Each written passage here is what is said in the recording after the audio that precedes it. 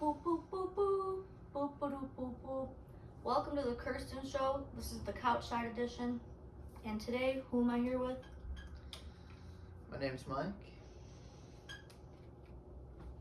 Alright, well, to introduce Mike further, Michael is my boyfriend, and we spend quite a bit of our time together listening to podcasts. And we've prepared some research for this podcast about our favorite conspiracy theories that we both find interesting, and we want to discuss and talk about them. So, Michael, I don't know if you're ready, let's just jump right into it. And do you mind going first?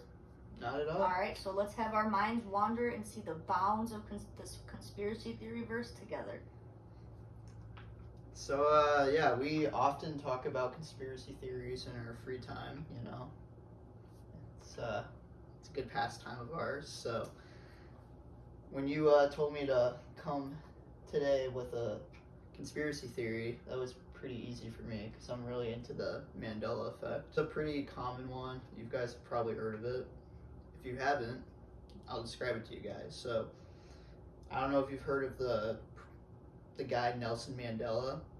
He was a South African, what was he? I would say he was an activist in a way, wouldn't you? Yeah, he was an activist. He was also a president. You're right, yeah. Yep, he was also the president of South Africa. But he also has some controversy. He, he was in prison for a long time as well. But,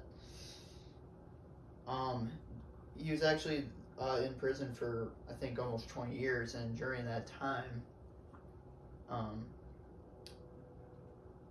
many people, they thought that he passed away because he was there so long. He was almost forgotten about.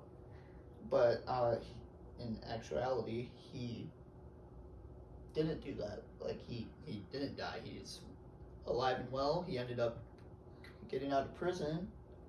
And after that, I remember. I don't want to interrupt you, but yeah, go ahead. remember that in what was it, 2012-ish when people were in 2012-ish when people were I remember him dying I don't know well, you're jumping a little ahead of yourself. All right, sorry, I'll let you continue. No, you're good. But so basically, in I think it was 2013 when he passed away. Actually, yeah, it was 2013. But basically, that's when everyone got confused. Is when he passed away. It wasn't the fact that no one really thought about it or made a big deal when they thought he died in the 80s. But when he did die, everyone was like, wait, I thought he was already dead. I thought he died 35 years ago. Yeah, that's what I thought too. So that's basically what the conspiracy is. So that's the main thing. So is that why it's called the Mandela effect? Exactly. After him. And to give you a better definition of it, it's basically Mandela effect's basically when a group of people misremember a historical event or a person, like doing something, they just misremember it, but it's a group of people. So there's examples of this. This isn't the only thing that's ever happened. I'll give you a couple. So you eat Kit Kats, right? Yeah, I eat Kit Kats. Okay, so is there a hyphen in the word Kit Kat? Yeah.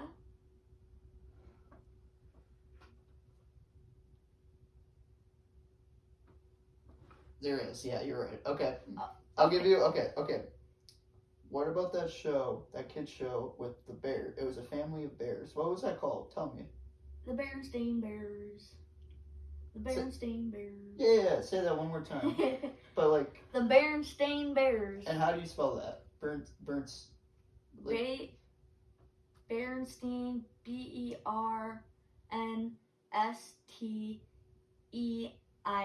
right? That's how most people believe it. Yeah, because I had the books and it said Bernstein. That's how we read it, right? Yeah. No, you're wrong. Are you kidding me? It's Bernstein. It was never Bernstein. What the If you go back and look at your books, you'll see that. Oh my god. 100% believe That's ridiculous. I But remember. it was always the Bernstein Bears. Like the jingle and everything, the Berenstain Exactly. Bears. What the freak? And another one, like the you know, like the Monopoly guy, like on the game. Yeah. Does he have a monocle? Yeah.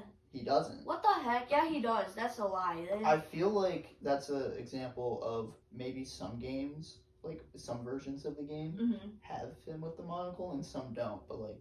That's a good point. I'm not sure though, but I like to kind of play it to the conspiracy, so like. Me too. Whatever. That's why we so like each other. Yeah, that's probably why. But let's get into your conspiracy. You tell me about yours. Here you go. All right. So, I was personally exposed to this theory from one of my favorite YouTubers, Kendall Ray, and you should definitely check out her channel. She has a ton of conspiracy theory stuff on there if you're like into that. So, what the sense of this conspiracy theory is that the sinking of the Titanic was an insurance scheme. Okay. Which, yeah, it sounds really out there if you think about it, but like didn't like everybody die though? Not everybody, but like there were a lot of many deaths, important people. A lot of important people, but because it was an insurance scheme, a lot of like rich and famous names did pull out of the ship before it could even set sail because J.P. Morgan, said. Oh, really? Give them a little hint. But let's get into it. Have you seen proof of that before? Yeah, there's proof. Okay. So the theory claims that the wreck was a predetermined wreck for an insurance scheme to keep the White Star Line and J.P. Morgan in business. Okay. So J.P. Morgan, as you guys know, was an extremely powerful banker. Like he still has, his name is still relevant today, and he financed the 3 ships for the White Star Line: the RMHS Titanic, the Britannic, and the Olympic. So the Olympic and the Titanic were like literally identical looking ships. Like aside from a few little cosmetic things, they were like identical. So on September 20th, 1911, the Olympic got into an accident with a Royal Navy ship called the Hawk. And the Hawk claims that the Olympic was like the main guy in this accident, right? Like he caused the accident. Yeah. And so J.P. Morgan and the company, the White Star Line, were like, geez, like what are we gonna freaking do? Like we literally we're not gonna, like, basically, like, they're never gonna financially recover from this, and you see in The Office. So the White Star Line, they were all panicked, and they knew that the Titanic, if they like played their cards right, would make more money if they sunk it instead of like taking the L on the Olympic, sinking and like being all messed up. But if they sunk the Titanic in the middle of the water, they would have more they would get more insurance money because it was a sink versus a accident, a wreck. So what they intended to do was they planned to make the Olympic ship look identical to the Titanic and just send the Olympic as the Titanic, and literally no one would know.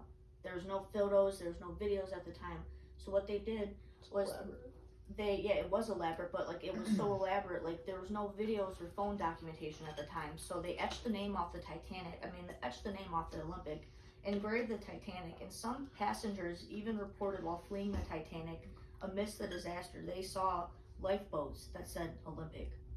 Tell me why they had that. Like why? Well, they could have transported Olympic lifeboats, just like extra ones that were on that boat that weren't being used at the time. But I don't know. I mean, that's a good. But like it's a good point. I'm just playing devil's advocate. Oh, that's a good point. Go on. Like, okay, even a few photos that are of the Titanic, there are 14 portholes photographed. Okay, so 14. So those portholes, little windows you can see out of on the ship.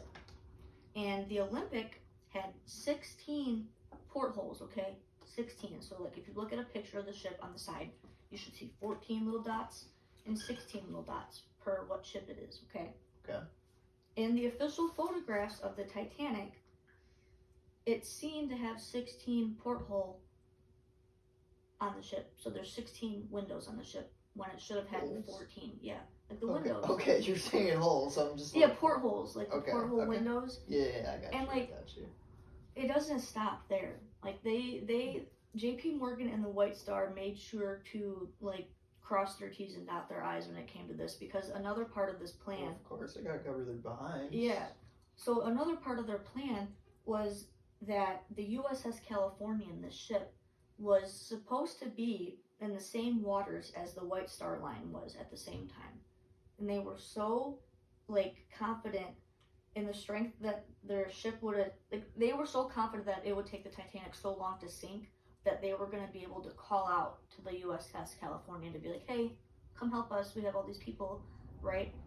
And the USS Californian at the time had no passengers, right? Why didn't no passengers? But you know what it was carrying? What? Tell me, it was carrying blankets and sweaters only. Why was it carrying blankets and sweaters only? You tell me. You know what I mean? That doesn't make any sense. So, it had a cargo load of blankets and sweaters. It seems very strange. Keeps people warm, Right, but what is the reason it's in the middle of the, okay.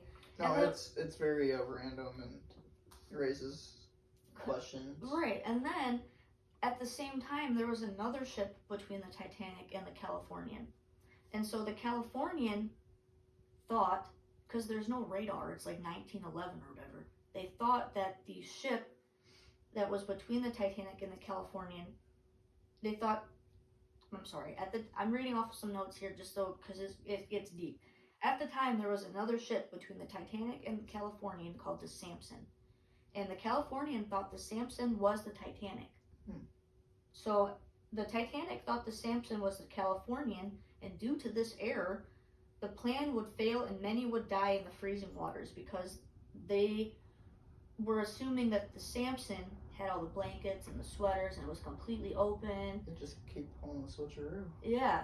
And so another reason it failed was due to the communication on the workers on the Californian being asleep and not receiving the aid message from the Titanic because the Samson was blocking it, and the Californian thought the Samson was, the Titanic doing its thing, being okay, Yeah. And then due to that error, everyone lost their lives, but they were able to reap the money because it was an accident on the Titanic, it was a shipwreck, and you could get more money from that.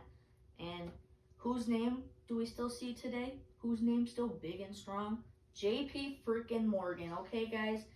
And that was my first, divulge into anything, conspiracy theory based. Imagine learning that when you're, 12, and you're sitting there, it makes you question a lot. I had unbridled access to the internet as a child. It definitely sucks because it's one of those conspiracies that, it's not really that fun.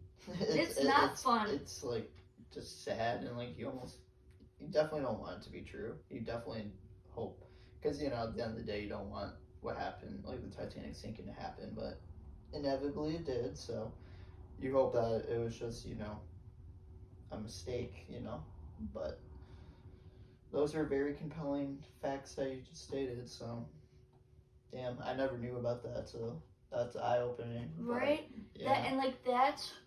That is where, my, mistrust for, big corporations came from, because, that is, it's like a perfect storm, almost.